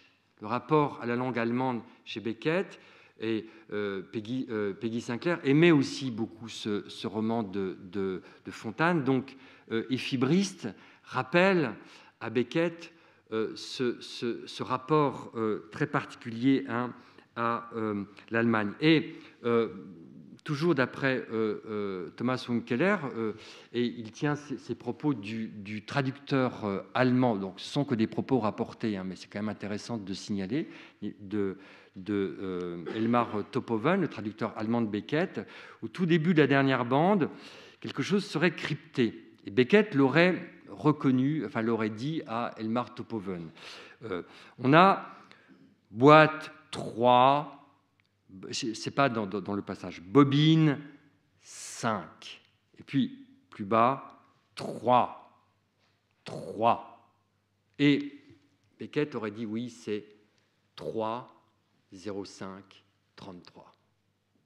Quelque chose déjà, comme j'essaierai de le dire, d'un peu pétrarchien, cette façon de crypter à travers des dates la mort d'une personne chère. Pétrarque, dans son manuscrit de Virgile, notait aussi des dates, évidemment la mort de Laure, mais aussi de son fils et d'autres amis, des dates que Pétrarque notait. Mais Beckett se défendait de ce type d'analogie. Dans une lettre toujours dans une lettre, je ne vais pas la citer en entier, juste, mais quand même, je donne juste un passage à un écrivain israélien qui s'appelait Mati Megjed, je ne sais pas si je prononce bien, qui a traduit Fin de partie et Oh les beaux jours en hébreu. Beckett lui disait cette phrase très importante: le matériau de l'expérience n'est pas le matériau de l'expression. C'est une lettre de 1960. Le matériau de l'expérience n'est pas le matériau de l'expression. Écrire, je suppose pour certains d'entre nous, quoique pas pour tous, n'est possible qu'en dernier ressort et en total désespoir de cause, et à une profondeur où ce qu'on a de vivant non seulement n'est plus là, mais n'a jamais été. Et il continue à ce rapport entre l'écriture et la biographie. Mais ce qu'il faut retenir, c'est que le matériau de l'expérience n'est pas le matériau de l'expression. On pourrait donc, en revanche, si effectivement le rapport vie-écriture est difficile à établir, en tout cas comme Beckett vient de le dire dans cette lettre, en revanche, il existerait entre Krapp et Beckett une espèce de relation que nous pourrions qualifier de sentimentale. La lettre que Beckett adressa à Barnett Rosset en 1956, dans laquelle il lui suggère de faire traduire en anglais Effibriste, prouve combien il était attaché à ce roman. Ce que j'adorerais vous voir publier, c'est ce si beau roman, Effibriste, de Théodore Fontane, dont je ne connais aucune version anglaise. Et nous sommes en 1956, donc c'est une lettre qui est vraiment contemporaine de la préparation de la dernière bande. Je l'ai lu pour la 4e fois l'autre jour, en versant les mêmes larmes qu'avant, au même passage qu'avant. Comme Krapp, Beckett pleurait en lisant Effibriste. Un Beckett empreint d'un certain romantisme qu'on a tendance à occulter en privilégiant la dimension formelle ou minimaliste de l'œuvre. On pourrait trouver aussi, par exemple, dans Compagnie, des passages qui sont quasi des descriptions de tableaux de Gaspard Friedrich, que Beckett aimait beaucoup. D'ailleurs, il disait qu'un un tableau de Gaspard Friedrich serait une des sources d'inspiration de Godot. Il y a un romantisme, une sentimentalité, mais qui est lié, encore une fois, au versant allemand de Beckett. Dans une autre lettre à Donald McWhinney, qui mettra en scène donc en anglais la dernière bande, Beckett l'explique autrement en constatant que le français, à la différence de l'anglais, charrie pour lui beaucoup moins de mémoire affective. Le monologue, la dernière bande, est plutôt une histoire sentimentale dans ma meilleure manière anglaise originale. Et il ajoute, commence à comprendre pourquoi j'écris en français. Il aurait fallu, par conséquent, ou il faudrait le détour par le français pour rendre possible le retour à l'anglais, en passer par l'innommable ou fin de partie, comme j'ai essayé de le montrer, pour trouver la distanciation à cette sentimentalité que soulève Éphibriste dans la dernière bande et que Pétrarque, j'y viens, la lecture inédite de Pétrarque éclaire d'une étrange lumière. Donc, finalement, il y a plusieurs langues chez Beckett. Il y a la langue anglaise de la jeunesse, il y a la langue française de la distanciation, nous pourrions dire, et puis la langue allemande peut-être de l'affection, l'italien, évidemment, la langue de Dante, de Pétrarque et de Léopardi, et puis évidemment la dernière langue, qui est la langue de la maturité, qui est le bilinguisme, toujours ce français dans l'anglais et cet anglais dans le français que Beckett, à partir de 1956, va sans cesse travailler dans un sens ou dans un autre, et en se traduisant. Donc, Pétrarque. L'intertexte de Pétrarque n'intervient pas de la même façon que celui de Dante dans l'œuvre de Beckett. Il est plus souterrain.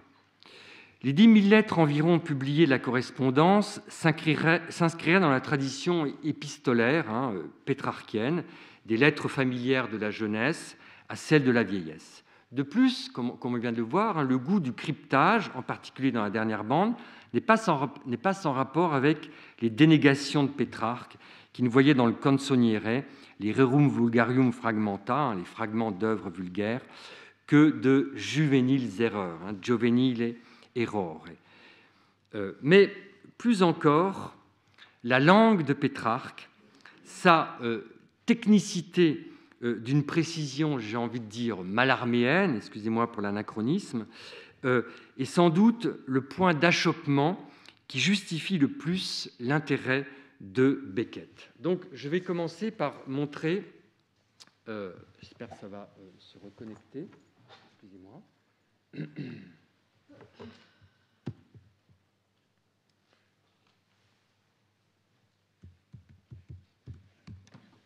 ne suis pas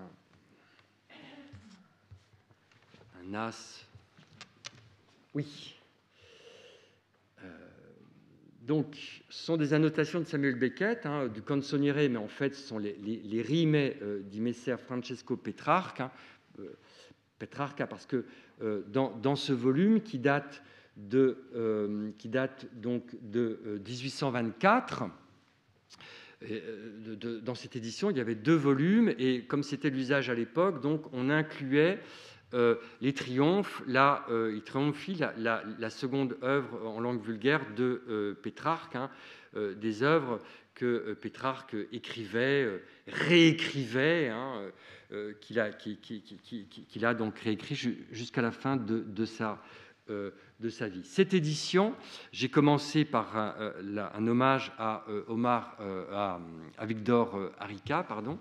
Eh bien, cette édition, Beckett l'avait offert à Arica et à sa femme, Anatique, Donc j'ai eu la chance, l'occasion, je connaissais un peu Harika, j'allais lui rendre visite, et donc j'ai eu l'occasion de pouvoir faire le relevé de ces annotations que je vais là vous montrer. Ce sont des annotations qui datent des années d'études de Beckett, sans doute à Trinity College. En 1900, on a la date de 1926 qui apparaît, mais dans 4, comme je vais le montrer, on entend une forme de maturité assez étonnante, mais en tout cas une lecture bien particulière de Pétrarque.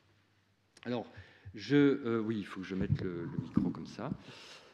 Donc, je reprends l'édition de Pierre Blanc, en classique Garnier, parce que la numérotation de l'édition de 1824, évidemment, ne correspond pas à la numérotation des éditions modernes. Donc je remets toujours l'édition, la numérotation des éditions, notamment celle de Pierre Blanc, soit des sonnets, soit des canzoni.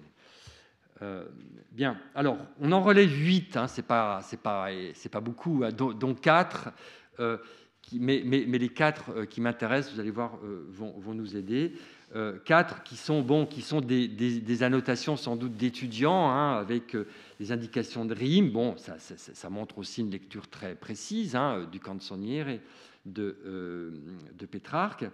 On a aussi donc c'est les 1, 2, 4 et 6 annotations, l'année 1926 dans la marge, etc. Donc j'en viens évidemment aux 3 autres, c'est les annotations 3, 5, 7 et 8 que je vais déplier là avec vous. Donc dans la marge des 3 derniers vers de la canzone 270, et que Beckett avait déjà annoté avec des indications de rimes, quand Pétrarque dit que la mort de Laure l'a affranchi des lois de l'amour, laissant triste et libre sa vie, Beckett commente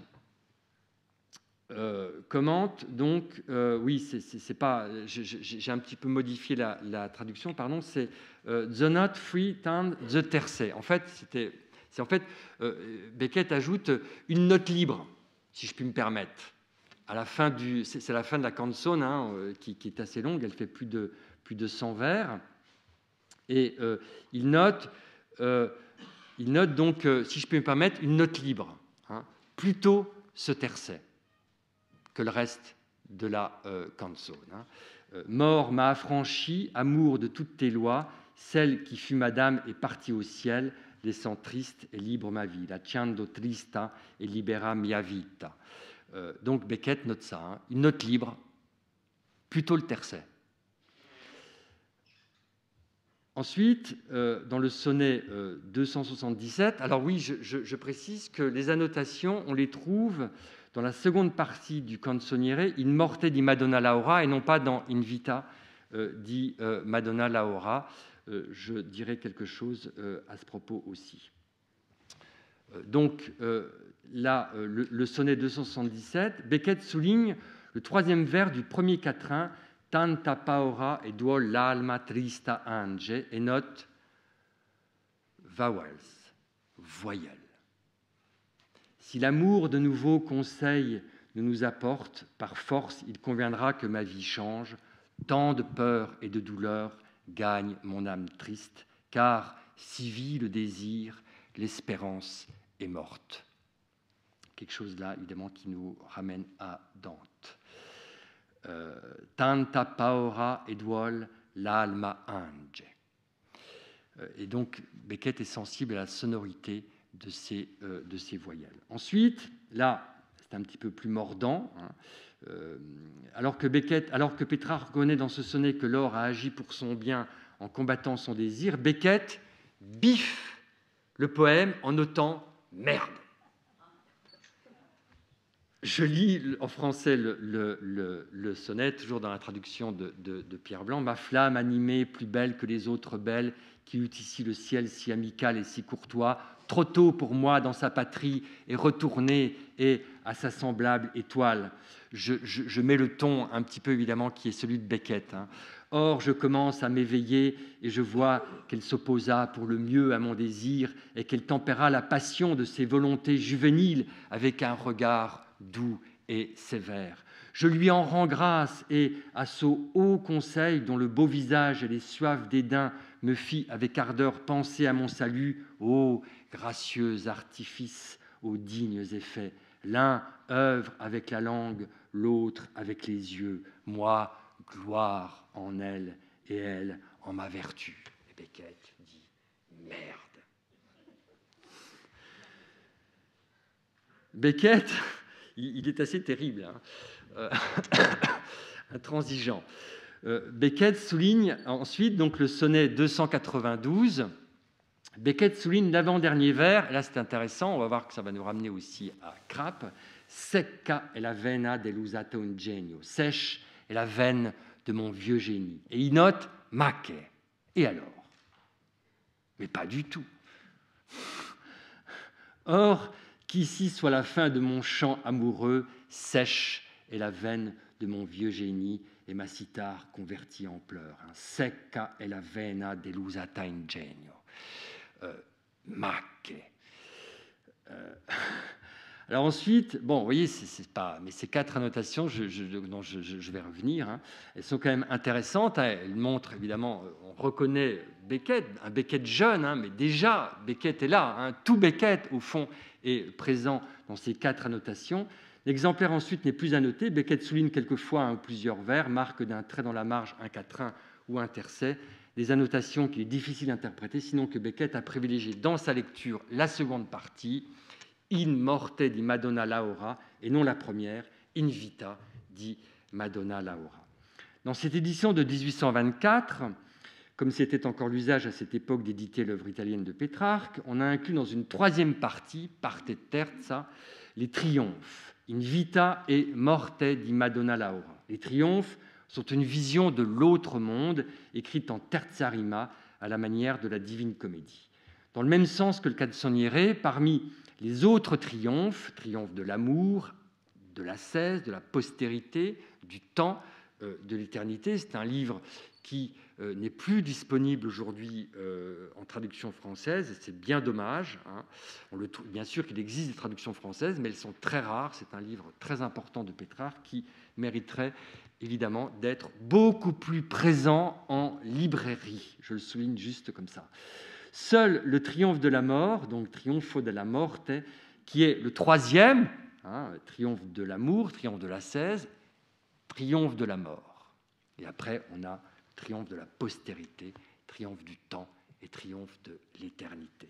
Donc, c'est le troisième triomphe que Beckett a non pas annoté, mais souligné ou en mettant des traits dans la marge.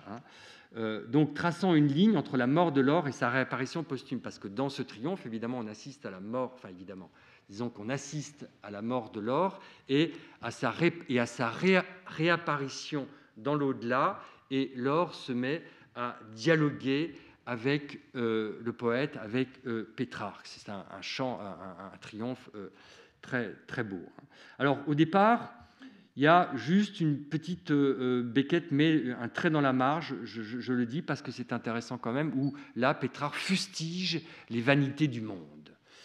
Où sont les richesses, où sont les honneurs et les pierres précieuses, et les sceptres, et les couronnes, et les mitres, et les couleurs pourpres. Misère qui place son espoir dans les choses mortelles. Mais qui ne les place pas? Et s'il se trouve à la fin trompé, c'est raison. Ô aveugles, que vous servent tant d'efforts, tous vous retournerez à la grande mer antique et votre nom à peine se retrouve. Beckett met un trait dans la marge. Et puis ensuite, trait dans la marge plus souligné à partir de Père Dimostrarsi. Ainsi, la mort, il s'agit donc du moment où Laura meurt, cueillie dans le monde la plus belle fleur, non par haine, mais pour se manifester plus clairement dans les choses excellences. Ma per dimostrarsi più chiaramente nelle cose eccelse. Donc, voilà, passage souligné de nouveau par Beckett. Ensuite, on a, donc, il y a 2 chapitres dans le Triomphe de la mort, en tout cas dans l'édition que j'ai consultée. Là, c'est le chapitre 1. Et ensuite, donc, on a la fin du chapitre 1 qui évoque le dernier souffle de l'or, semblable à une suave et claire lumière qui peu à peu manque de ressources. L'or tenait jusqu'à la fin sa chère façon, non pâle, mais plus blanc que neige, sans aucun souffle sur une belle colline enneigée, et il paraissait reposer comme une personne lasse. Et le passage que souligne Beckett est celui-ci, presque un doux sommeil dans ses beaux yeux, sentant l'esprit déjà en elle divisé, était ce que mourir appelle les insensés. Mort paraissait belle dans son visage. C'est ce moment que Beckett souligne, morte bella parea nel suo bel viso. Je vais revenir sur ce passage et je termine. Là, on passe au chapitre 2 du Triomphe de la mort. Là, ce sont les paroles de l'or et il y a un trait dans la marge sur ce tercet, mais le temps est bref et notre vouloir est long, qui est un topos classique. Donc, avise-toi et serre et retiens ton dire, avant que le jour déjà proche ne survienne. Pero t'avisa el tuo dir stringi e frena. Serre et retiens ton dire, j'y reviendrai aussi, avant que le jour déjà proche ne survienne. Ma il tempo è breve e nostra voglia è lunga, etc. Enfin, c'est le moment, donc, le dernier passage souligné par Beckett, là il est entièrement souligné, la mort est fin d'une prison obscure à l'âme gentille. À l'autre, il est ennui qui a mis dans la boue tous ses soucis. Et maintenant, mon mourir, qui t'ennuie, te ferait allègre si tu sentais la 1000e part de ma joie. La morte è fin d'una prigione oscura dall'anime gentili, all'altre è noia, che hanno posto nel fango ogni lor cura. Ed ora il morir mio che si t'annoia ti farebbe allagrar si tu sentissi la millesima parte di mia gioia. Il y a une rime entre annoia et gioia que je vais essayer de commenter. Voilà, pour se relever des annotations de Beckett à la fois du Canzoniere et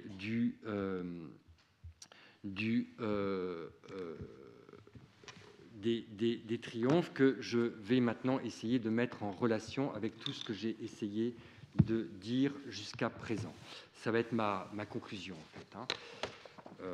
Ça va au niveau du temps, Carlo. On est tout à fait... Donc, je vais prendre le temps parce que ce n'est pas terminé. Il y a encore une autre lettre qui est le dernier document. C'est une lettre très importante. Évidemment, quand j'écrivais mon livre sur Dante Beckett, je n'avais pas lu cette lettre, mais quand je l'ai découvert, quand je l'ai lu, j'ai eu confirmation de tout ce que j'avais essayé de dire sur la lecture de Dante par Beckett. Je vais en dire quelques mots.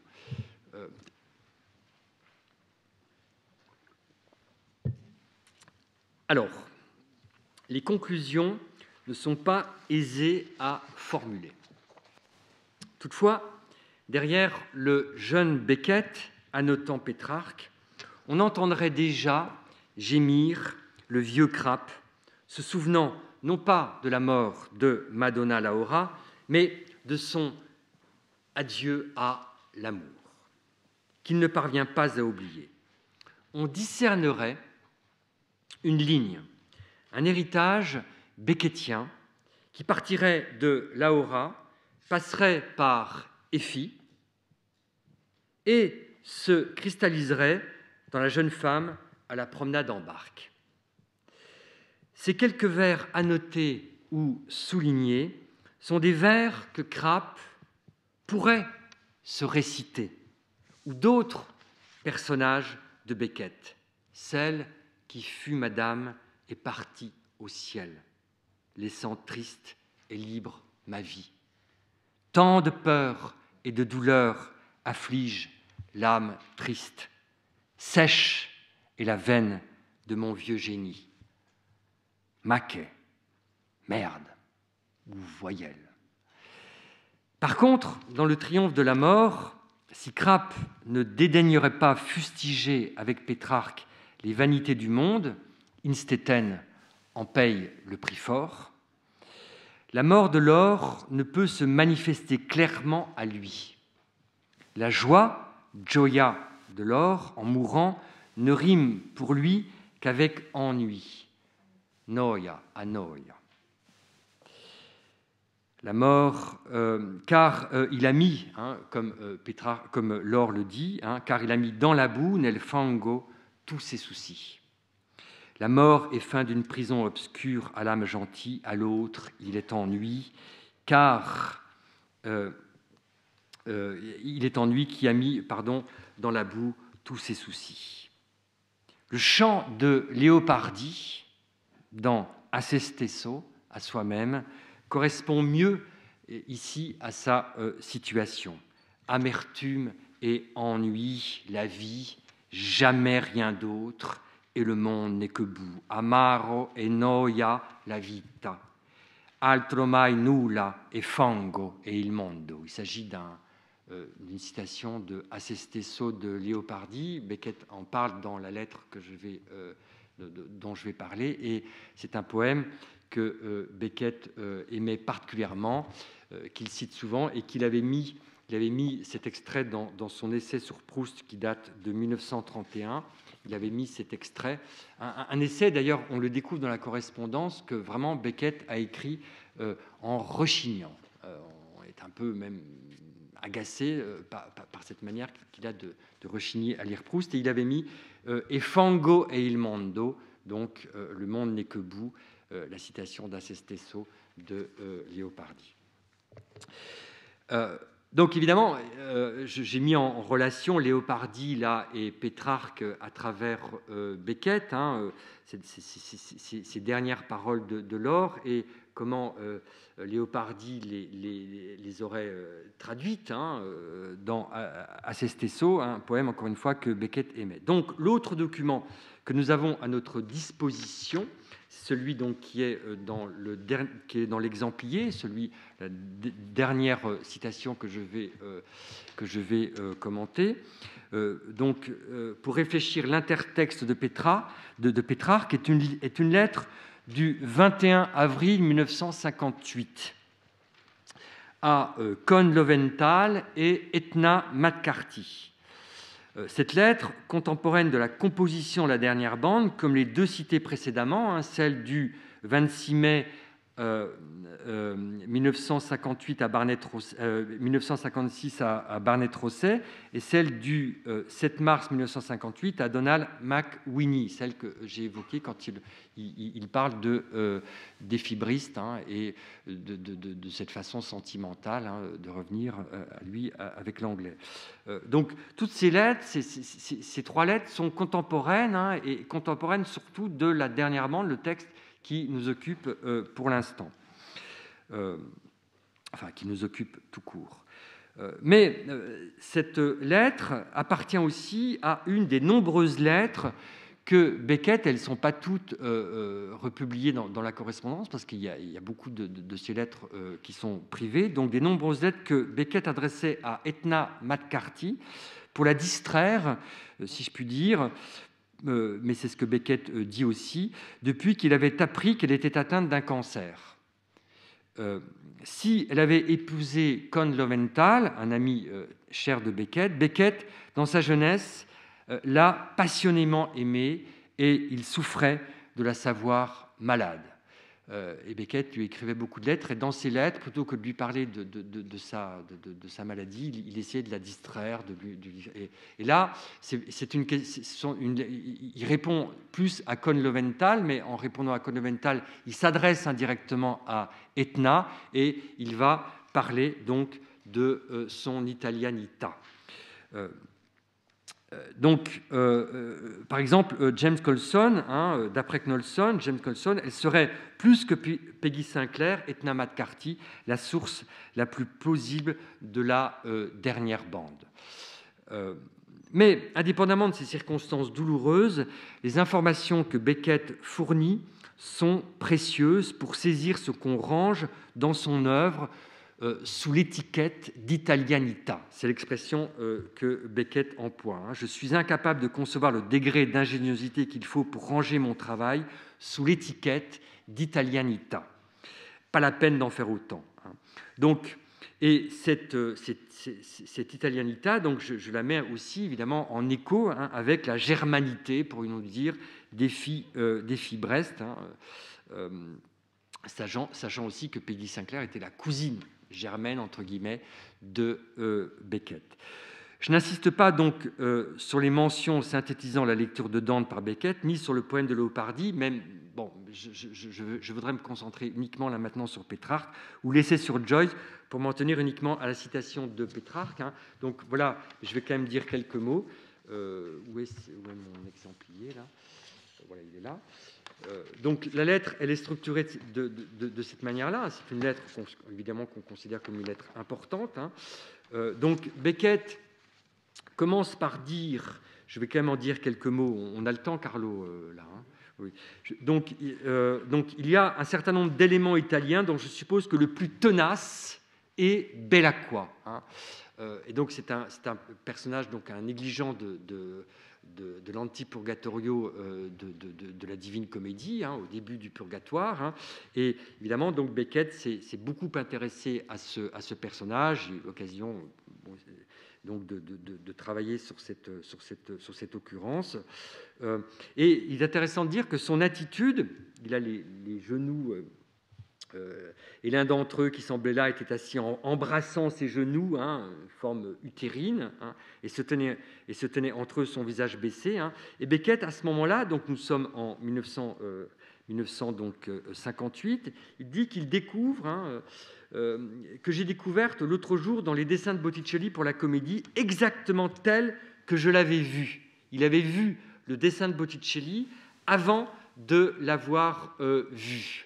Il se représentait Belacqua exactement comme Botticelli l'avait représenté. Et certainement donc familière à mes créatures. Alors il y a aussi, bon, ils sont là, Andarinsu qui est portage, je ne peux pas m'arrêter. Et ensuite, il dit, donc il y a Pétrarque, et puis il dit, Leopardi, à la fin de la lettre, a eu une grande influence quand j'étais jeune. Son pessimisme, pas son patriotisme. Et son Fango et il mondo sert, peut-être vous en souvenez-vous, d'épigraphe à l'essai sur Proust, comme je viens de le dire. Je me souviens que l'expression plaisait beaucoup à Joyce en raison de l'assonance entre il mondo, immonde.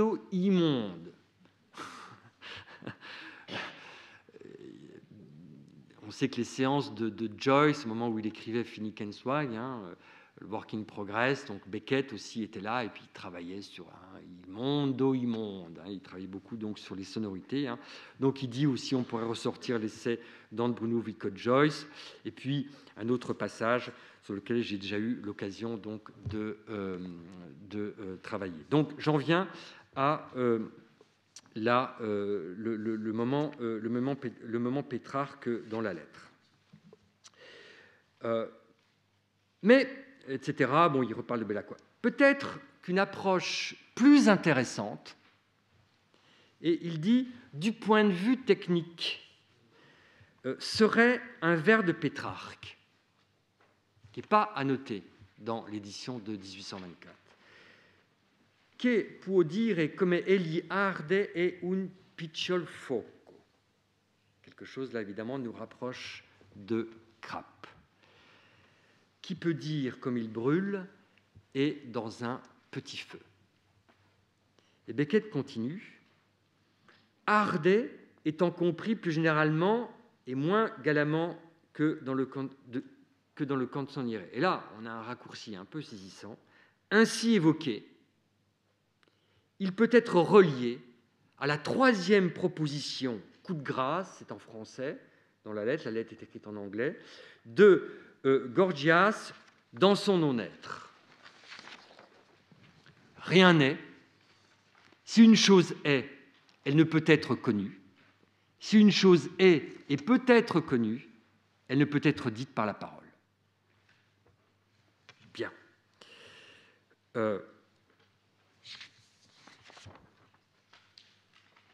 Alors, le vers que Pétrarque, de Pétrarque, je vais évidemment essayer de revenir sur ça. Le vers de Pétrarque que cite Beckett est le dernier vers du sonnet 170 qui compléterait les annotations de l'édition de 1824 et qui résoudrait en partie, d'une certaine manière, les tourments de Crappe. Le feu dans lequel il brûle, dans lequel il brûlait à 39 ans en enregistrant la bobine 5 de la promenade en barque. Peut-être que mes meilleures années sont passées quand il y avait encore une chance de bonheur, mais je n'en voudrais plus maintenant que j'ai ce feu en moi. Non, je n'en voudrais plus.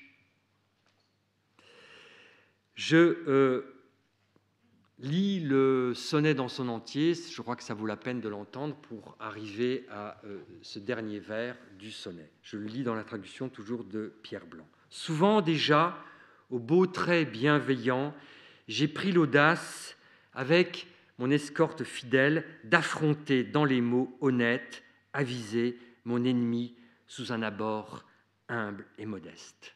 Mais ces regards alors rendent vains mes propos, car toute ma fortune, toute ma destinée, mon bonheur et mon mal, et ma vie et ma mort, celui qui le peut seul les a mis dans sa main. Ogni mia sorte, mia bene, mio male, e mia vita, e mia morte, quei che solo il può far, l'ha posto in mano. Aussi, jamais former parole je n'ai pu, qui pût être entendu d'un autre que moi. Tant amour m'a rendu craintif, sans voix, et je vois bien qu'une passion brûlante noue la langue d'autrui, fait s'enfuir les esprits. Qui peut dire qu'il brûle, étant bien petit feu? Qui peut dire comme egli arde en piccol fuoco? Pétrarque confesse qu'il a combattu pour tenter de dire son amour de l'or, mais que tout ce qu'il a pu en dire est en deçà, qu'il n'a pu que mal dire cet amour, tant celui-ci brûle en lui. Le topos est classique, on dit qu'il est impossible de le dire, pour le dire, comme dans l'édition des Belles Lettres, on donne cette occurrence, comme dans une élogie des Tristes d'Ovide, mes vers n'expriment, écrit Ovide, qu'une faible partie de mes angoisses, heureux celui qui peut compter ses peines. Beckett, lui, va chercher ailleurs ce qui légitimerait son italianita.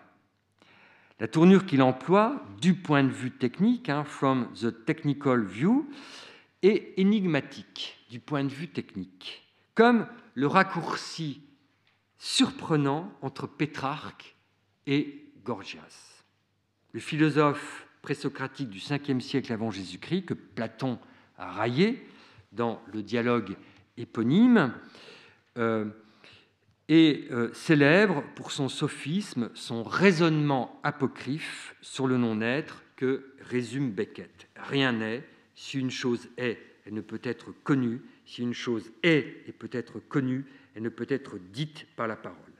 Les éditeurs de la correspondance notent que le texte perdu de Gorgias sur la nature du non-être a été reprise par Sextus Empiricus dans Contre les mathématiciens et dans Sur Mélisus Xénophane et Gorgias dans le pseudo-Aristote. On ne sait pas où Beckett, les éditeurs le disent, est allé chercher. C'est pas sûr qu'il soit allé chercher ces références-là. Il le savait. Beckett était un grand lecteur, pas seulement de poésie et de littérature, mais aussi de philosophie. Et quelque chose était là imprimé dans sa mémoire, hein, et l'héritage c'est ça aussi, et a ressurgi hein, à la lecture de ce vers de Pétrarque. Je ne puis donc approfondir ces références philosophiques, sinon les relier à la fameuse phrase de Wittgenstein à la fin du Tractatus Logico-Philosophicus, hein, « ce dont on ne peut parler, il faut le taire ». Pour Beckett, le point de vue technique du vers de Pétrarque se rapporte à l'écriture, à sa propre écriture, comme j'ai essayé de le montrer à partir de la proposition initiale, plus loin on ne peut aller, allez. Le Beckett anglais avant 1945 et le Beckett français et bilingue après 1945. Il y a un rapport hein, là qui est important, que j'ai essayé aussi de déplier, de développer. Je ne sais pas s'il résonne mieux maintenant. En disant la passion que j'éprouve, je la dis mal. Ou, si je l'exprime, elle ne serait que l'expression d'un échec, d'un empêchement. Krapp, à 39 ans, croyait qu'il pourrait dire sa passion, mais le feu dans lequel il brûlait n'était encore qu'un petit feu. Krapp, à 69 ans, qui écoute se dérouler en silence la bande qu'il a enregistrée, semblerait le comprendre.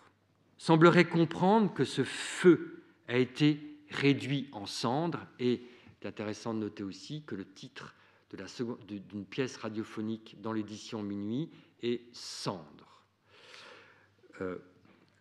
Donc le feu dans lequel il brûle est désormais un feu que nous pourrions qualifier de purgatorial.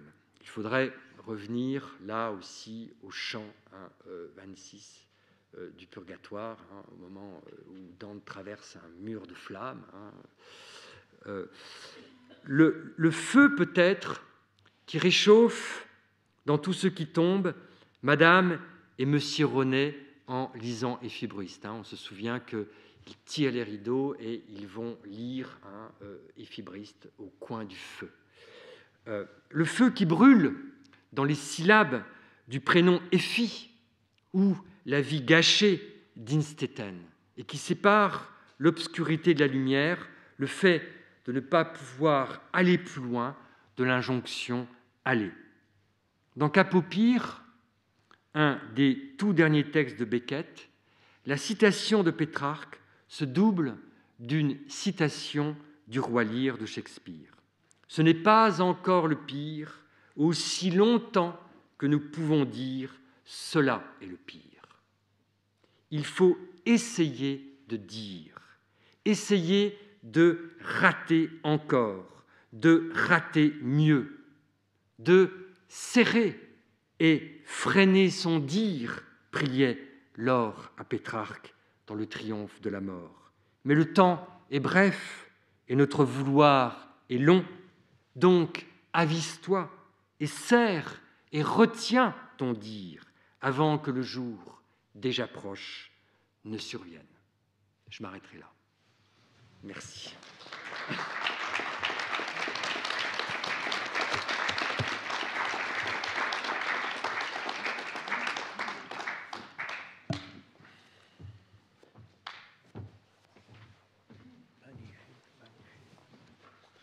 C'est vrai ?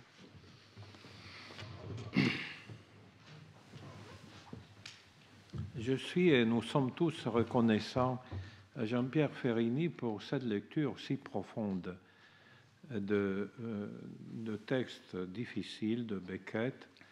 Il nous a apporté au cœur de sa poétique, aussi au cœur de son laboratoire. Les textes qu'il a évoqués, notamment ce roman de Fontane qui traverse l'œuvre de Beckett et nourri également par les citations de la correspondance, où nous voyons que Beckett lui-même lisait comme ces personnages éphibristes de Fontane, nous montre à quel point Beckett a été fidèle à son univers de lecture.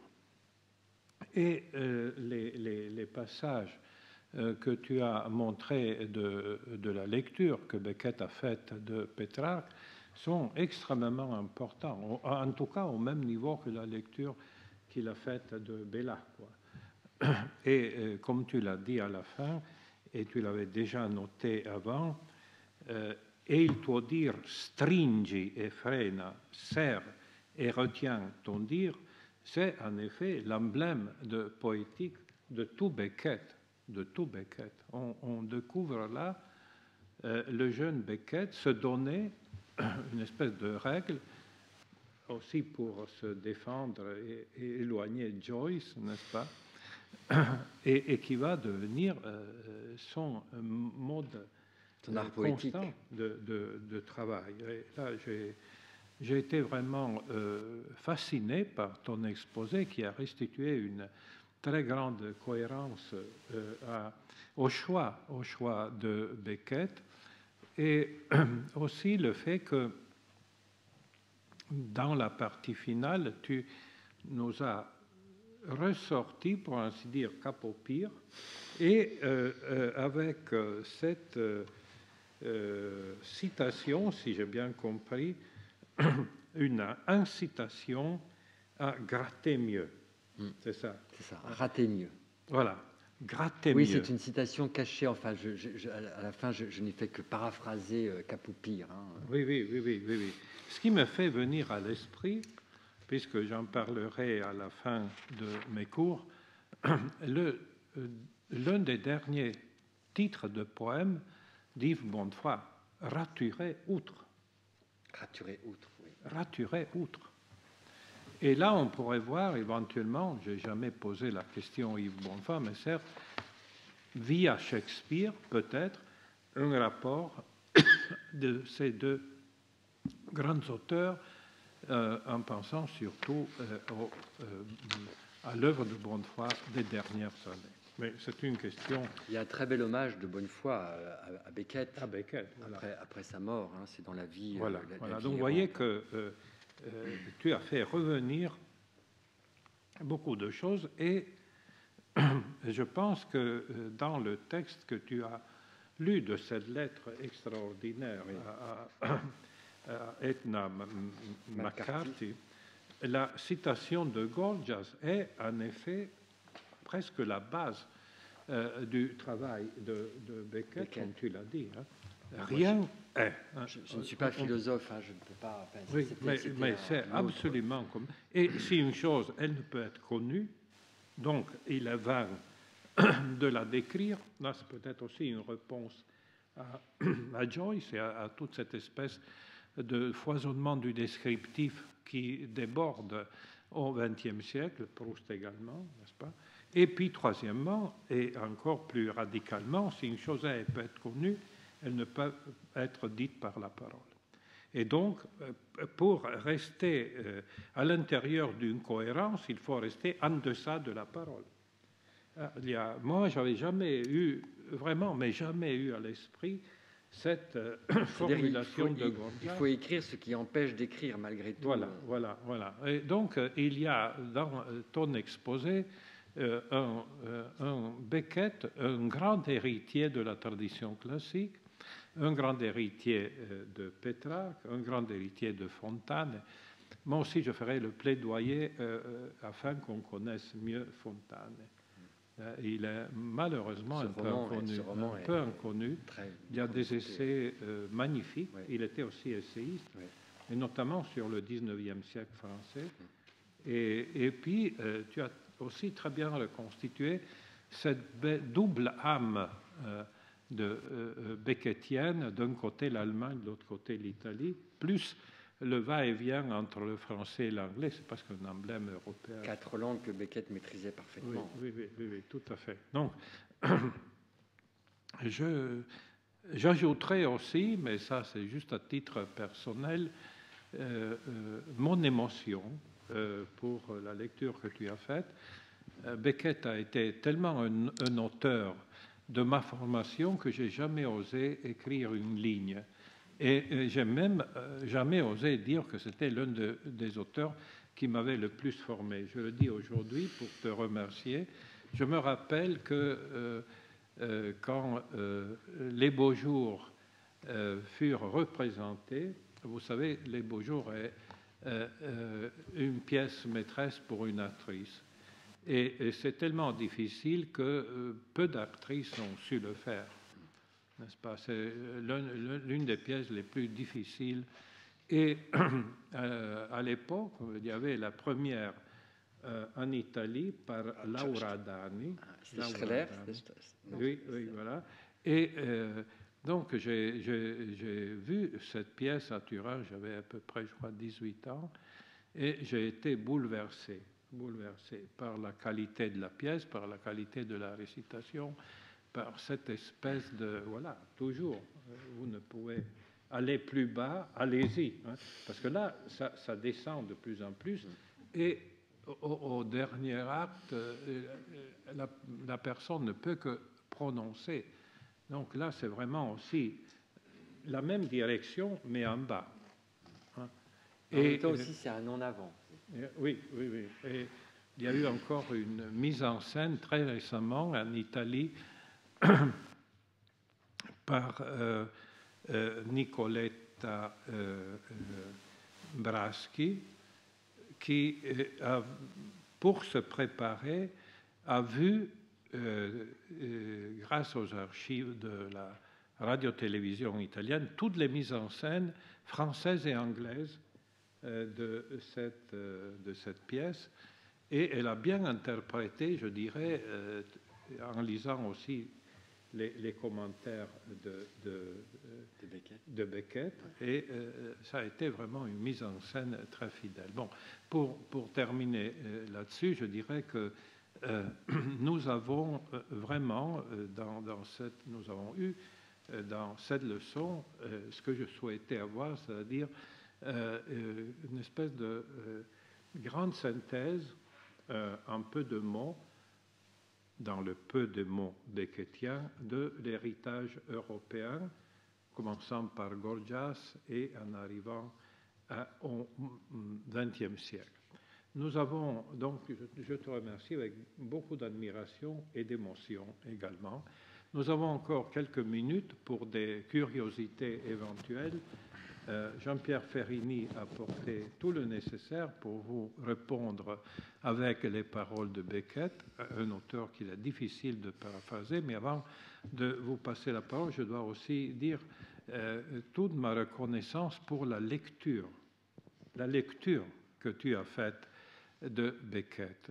C'est un auteur tellement condensé qu'une lecture superficielle peut vraiment le détruire, alors que tu es entré parfaitement dans son rythme, qui est fait surtout de pauses. Et là aussi, nous avons vu surgir l'ombre, la grande ombre de Samuel Beckett. Alors, y a-t-il de questions, de compléments, d'interrogations?